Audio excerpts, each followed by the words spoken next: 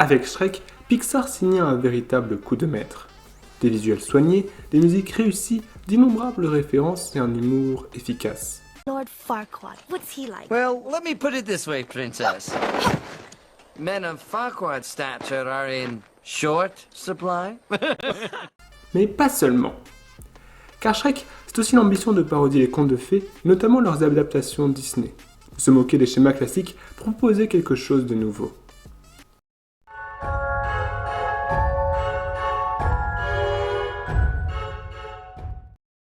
Les premières secondes de Shrek sont d'une efficacité brutale.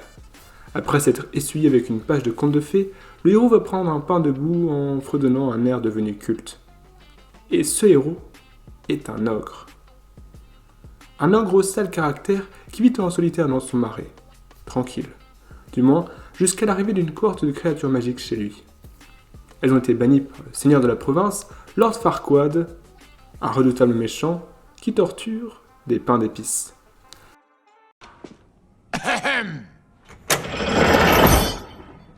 Shrek conclut un marché avec Lord Farquaad pour libérer son marais. Il doit aller libérer la princesse Fiona et la ramener à son promis. On a connu motivation plus louable pour une telle quête épique. Cependant, tous les éléments sont en place. Princesse prisonnière, gigantesque dragon, mais Shrek n'affronte pas la bête et va directement chercher la princesse avant de s'enfuir. Le monstre les poursuit et s'apprête à la tuer lorsque le dragon se révèle être une femme et tombe amoureuse de l'âne.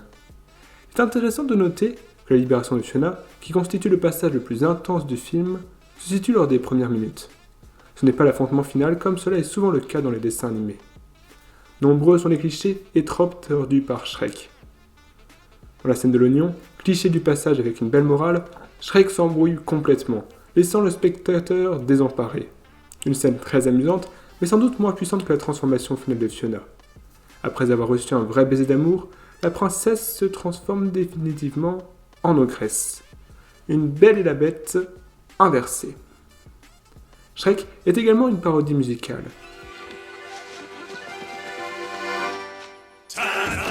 Lorsque l'âne commence une balade sur l'amitié, il est interrompu par Shrek. Lorsque Robin des Bois commence à présenter sa troupe en chantant, il se fait brutaliser par Fiona. Et lorsque la belle princesse chante à un petit oiseau, il explose et elle vole ses œufs. Au-delà de la parodie, Shrek innove avec l'utilisation d'une musique pop qui donne au film une ambiance très originale. Cependant, le scénario de Shrek est atteint d'un vrai paradoxe. Il respecte tous les codes du genre qu'il parodie. Un héros masculin part en quête avec son ami blagueur et trouve la femme parfaite. Il affronte sur sa route un méchant, vraiment méchant, et à la fin, l'amour triomphe de tout. La seule différence avec cette trame est peut-être Farquaad. Ce méchant est assez inhabituel, plus ridicule qu'effrayant, mais par conséquent peu dangereux. Cela force les scénaristes du film à monter un quiproquo très artificiel pour maintenir l'attention jusqu'au bout. Shrek suit donc une trame classique. Alors comment expliquer son immense succès? D'où tire-t-il son supplément d'âme? En fait, Shrek n'est pas qu'une parodie. Ce qui fait son charme et son intérêt, ce sont ses personnages. Commençons par le héros, Shrek. Sous ses allures de solitaire, il cache une réelle sensibilité. À cause de son apparence d'ogre, la société lui a collé une étiquette de monstre. En grandissant, il l'a intériorisé et agit comme on attend qu'il agisse. Cependant, il garde en lui un désir d'être quelqu'un d'autre, ne s'aime pas tel qu'il est. Face à Fiona, il refuse de retirer son casque. L'âne sera le premier à remettre en cause cette conception en affirmant qu'il n'a pas peur de lui. Cela permet à Shrek d'entamer son voyage autant physique qu'intérieur qui le mènera à comprendre qu'il est digne d'amour. L'âne, considéré comme le personnage le plus drôle du film, n'est pas qu'un clown. Il ressemble plutôt à un enfant qui pose un regard plein de naïveté sur le monde qui l'entoure. C'est ce regard d'enfant qu'il a d'avoir au-delà des apparences de Shrek. L'âne a aussi ses propres faiblesses. Il manque de confiance en lui et refuse de traverser le pont au-dessus de la lave. Il parviendra cependant à dépasser cette peur grâce aux encouragements de Shrek. Car une belle amitié ne peut qu'aller dans les deux sens.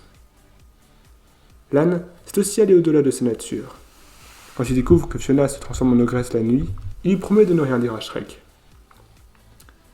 Et lui, qui ne cesse jamais de parler à l'ogre, tiendra cette promesse.